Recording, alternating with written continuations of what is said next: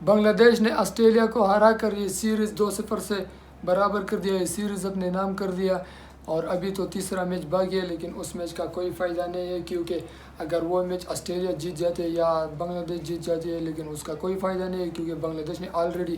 یہ سیریز جیت لیا ہے۔ ہاں، بنگلہ دیش کو یہ ایک فائدہ ہوگا، اگر بنگلہ دیش آسٹریلیا کو 3-0 سے ہار دیتی ہے تو میرے خیال میں بنگلہ دیش جو ہے رینکنگ میں انگلینڈ سے اوپر ہو جاتا ہے، اور اس کی پھر جو آنے والا ODI ورلڈ کپ ہے اس کے لیے کوالیفائی کرنے کا چانس بھی بڑھ جاتے ہیں۔ تو اگر آپ نے میچ نہیں دیکھا تو کوئی بات نہیں، میں آپ کو بتاؤں گا کہ میچ میں کیا کیا ہوئے۔ آسٹریلیا نے ٹاس جیت کر پہلے بیٹنگ کا فیصلہ کیا، جو کہ میرے خیال میں غلط ڈیسیجن تھا، کیونکہ جس طرح کی گراس تھی، گرین گراس تھی پچ پہ، تو فاسٹ بال اسپیسر کو جو ہے ہیلپ مل رہا تھا، تو اس لیے یہ فیصلہ جو ہے یہ غلط فیصلہ تھا، کیونکہ آپ لوگوں نے دیکھا جیسے ہی آسٹریلیا کی بیٹنگ شروع ہو جاتی ہے، آسٹریلیا کے اوپنر گراؤنڈ میں آ جاتا ہے، تو تسکین احمد فرسٹ اوور میں متو ایشور کو کس طرح بول کر دیتا ہے، پچھلی میچ میں بھی اس کو کس طرح بول کیا تھا، اور آج بھی اس کو کس طرح ہی بول کر دیا، بریلینٹ ڈیلیوری تھی، اور یہ اس کی چوتھا 0 ہے۔ پاکستان کے خلاف بھی 2-0 آئے تھے لاسٹ میچ میں، اور اب جو بنگلہ دیش کے خلاف جو پہلے 2 میچ ہو چکے تو اس میں بھی اس نے ایک ہی رن بھی نہیں بنایا، تو یہ اس کی لگاتار 4تھ 0 ہے۔ اس کے بعد آ جاتے ہیں کوپر کنولی بھی آپ لوگوں نے دیکھا ہوگا IPL میں کتنی اچھی فارم میں تھا، لیکن وہ بھی جیسے IPL سے آ چکا ہے وہ کچھ بھی نہیں کر پاتا، پاکستان میں بھی اس نے کچھ بھی نہیں کیا، اور مستفیض الرحمان نے بھی اس کو بال ایج لگ کر پیچھے لٹن داس نے کیچ کر دیا، بہت ہی آسان کیچ تھا، اور اس طرح آسٹریلیا کے جو ہے 0 پر 2 آؤٹ ہو جاتے ہیں، اور اس کے بعد آ جاتے ہیں رین شو آپ کو پتہ ہے رین شو گیم چلانے کے لیے جانا جاتا ہے، کہ یہ گیم کو چلاتے ہیں، لیکن وہ اس کو بھی دوسرے ہی اوور میں مستفیض الرحمان آؤٹ کر دیتا ہے، اور آسٹریلیا کی 0 پر 3 آؤٹ ہو جاتے ہیں۔ اور اس کے بعد آ جاتے ہیں جوش انگلش، میرے خیال میں جوش انگلش جو ہے پچھلے میچ میں اس کے ساتھ جو ناہید رانا نے کیا تھا، تو وہ اس میچ میں اس کا بدلہ لے رہا تھا۔ ناہید رانا کو اس نے ایک چوکا بھی لگایا ایک ہی اوور میں، لیکن وہ بھی کچھ نہیں کر پایا، اس نے بھی ایک شاٹ کھیلا، لیکن اس پر وہاں فیلڈر موجود تھا، اور وہ بھی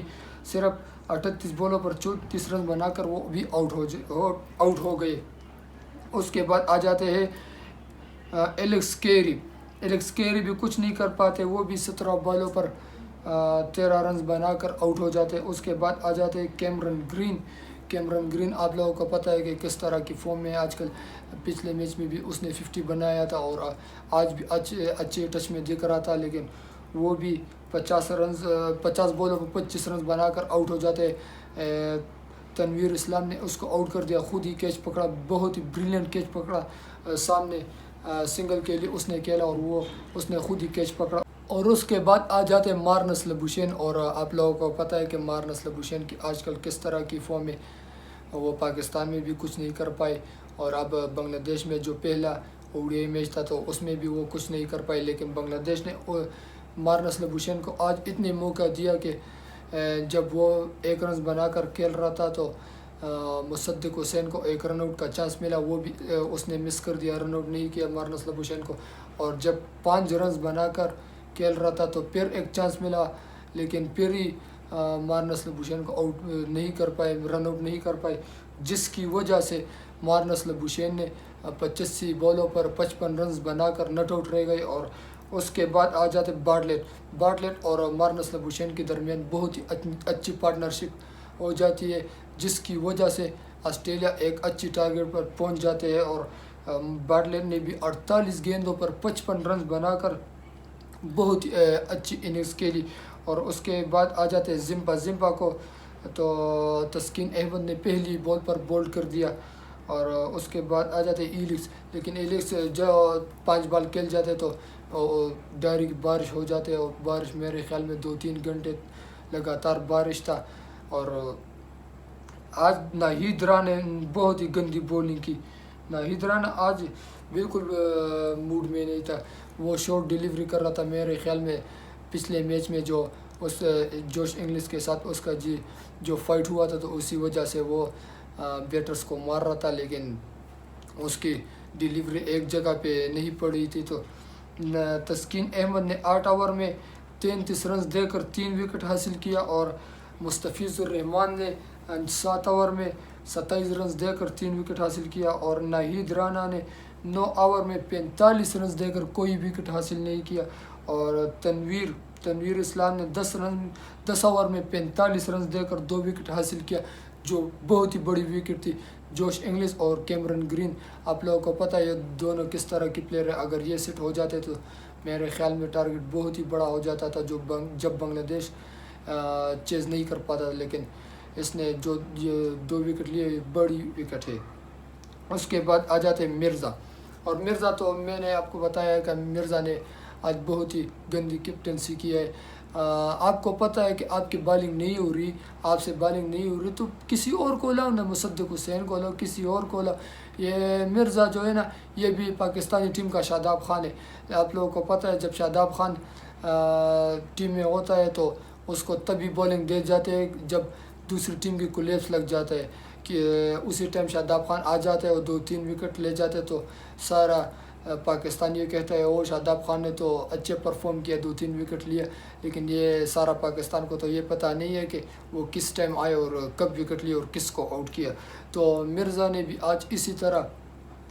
ज़ोर लगाया था कि मुझे भी 2-3 विकेट मिल जाए, ताकि लोग बात करें कि मिर्ज़ा ने भी अच्छी बॉलिंग की, जिसकी वजह से बार्टलेट और मार्नस लबुशेन की पार्टनरशिप लग गई और 106 रन की पार्टनरशिप हो गई। और मेरे ख्याल में आप लोगों ने देखा हो कि टारगेट किस तरह बांग्लादेश को बहुत ही बड़ा टारगेट मिला। और मुसद्दिक ने भी 2 ओवर में 6 रन देकर कोई विकेट हासिल नहीं किया। और फिर आ जाती है बांग्लादेश की बैटिंग, जो मैंने आपको बताया कि 42 ओवर में बारिश हो जाती है, और जब बारिश शुरू हो जाती है तो मेरे ख्याल में वो बारिश 2-3 घंटे मुसलसल हो रहा था, तो जिसकी वजह से बांग्लादेश की इनिंग्स ख़त्म कर दी गई और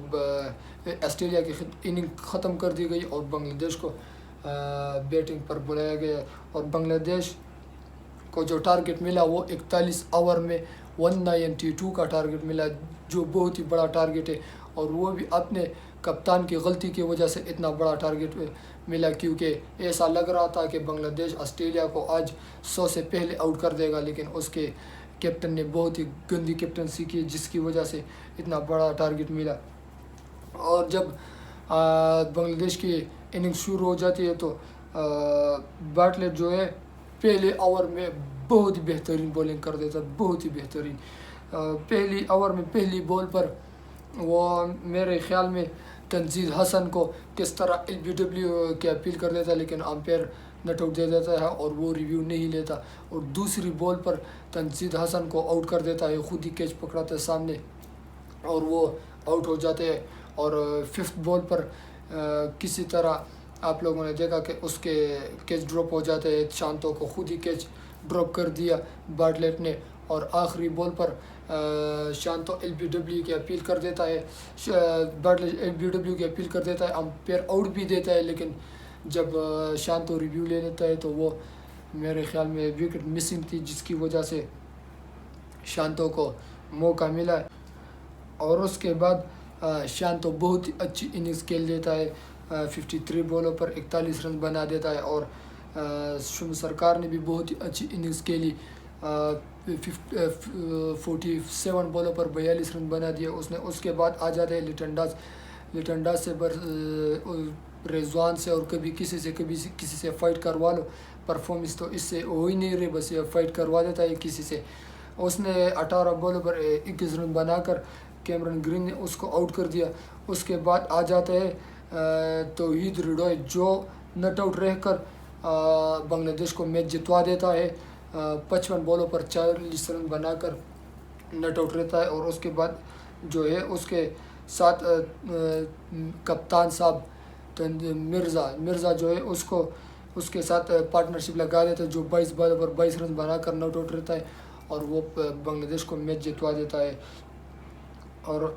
بنگلہ آسٹریلیا کی بولنگ نے بہت ہی ڈسپوائنٹ کیا، لیکن وہ بھی کیا کرے، ٹارگیٹ تو بڑا تھا لیکن اتنا بڑا بھی نہیں تھا، 41 اوور میں 192 کا ٹارگیٹ کچھ بھی نہیں ہے۔ تو باٹلٹ نے 5 اوور میں 23 رنز دے کر 1 وکٹ حاصل کیا، اور ایلکس نے 8 اوور میں 32 رنز دے کر کوئی وکٹ حاصل نہیں کیا، اور زمپا نے 8 اوور میں 42 رنز دے کر 1 ہی وکٹ حاصل کیا۔ زمپا اس طرح کا بالر نہیں ہے، زمپا کو چاہیے کہ وہ فرنٹ سے لیڈ کرے، 2-3 وکٹ حاصل کرے، تاکہ آپ کو تو پتہ ہے کہ زمپا سب سے سینئر بولر ہے اس آسٹریلیا کے اسکواڈ میں، تو زمپا کو فرنٹ سے لیڈ کرنا چاہیے۔ اور رینشو نے 6 اوور میں 29 رنز دے کر 1 وکٹ حاصل کیا، اور کیمرن گرین نے بھی 2 اوور میں 9 رنز دے کر 1 وکٹ حاصل کیا۔ تو یہ سارا تھا آج کے میچ کی ڈیٹیل جو میں نے آپ کو بتایا، اور بنگلہ دیش نے جس طرح کی پچ بنائی تھی وہ بہت ہی اچھی پچ تھی۔ بنگلہ دیش نے O D a world cup جو آنے والا ورلڈ کپ تھا اس کو مد نظر رکھتے ہوئے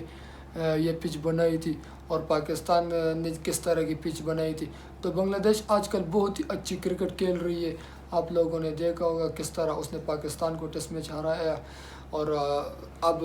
آسٹریلیا کو بھی اس نے او ڈی آئی سیریز ہرا دیا۔ ابھی تیسرا میچ باقی ہے، لیکن اس میچ کا کوئی فائدہ نہیں ہے میرے خیال میں۔ جس طرح کی کرکٹ آج کل بنگلہ دیش کھیل رہی ہے تو وہ آسٹریلیا کو ہرا دے گا۔ تو بنگلہ دیش کو صرف اپنی فیلڈنگ پہ کام کرنا چاہیے، کیونکہ جس طرح کی فیلڈنگ یہ لوگ آج کل کر رہے ہیں، یہ بڑے میچ میں اس طرح کی فیلڈنگ نہیں چلے گی، کیونکہ آپ کو پتہ ہے اس میں 1 رن آؤٹ سے یا ایک ہی کیچ ڈراپ کی وجہ سے آپ سے پورا میچ چلا جاتا ہے۔ تو بنگلہ دیش کو اپنی فیلڈنگ پہ کام کرنا ہوگا، اور بنگلہ دیش نے کل بہت ہی اچھی کرکٹ کھیلنا شروع کر دیا، پاکستان سے بھی بہتر کرکٹ کھیلنا شروع کر دیا، اور وہ افغانستان یہ ویسٹ انڈیز اس سے تو ویسے بھی بنگلہ دیش کی ٹیم بہتر تھا۔ تو بنگلہ دیش نے بہت ہی اچھی پرفارمنس دیا اس سیریز میں نہیں، لاسٹ 2-3 سیریز میں بنگلہ دیش نے اچھی پرفارمنس دیا، اور میرے خیال میں اگر بنگلہ دیش نے ورلڈ کپ کے لیے کوالیفائی کر جائے گا، جس طرح کی آج کل وہ پرفارمنس دے رہے سارا ٹیم، تو میرے خیال میں کوالیفائی کر جائے گا، اور بنگلہ دیش ایک فیورٹ ٹیم ہوگی O D a world cup کے لیے۔ تو یہی ساری ڈیٹیلز تھی۔ اگر آپ کو ویڈیو اچھی لگی ہے تو چینل کو سبسکرائب کریں اور ویڈیو کو لائک کریں۔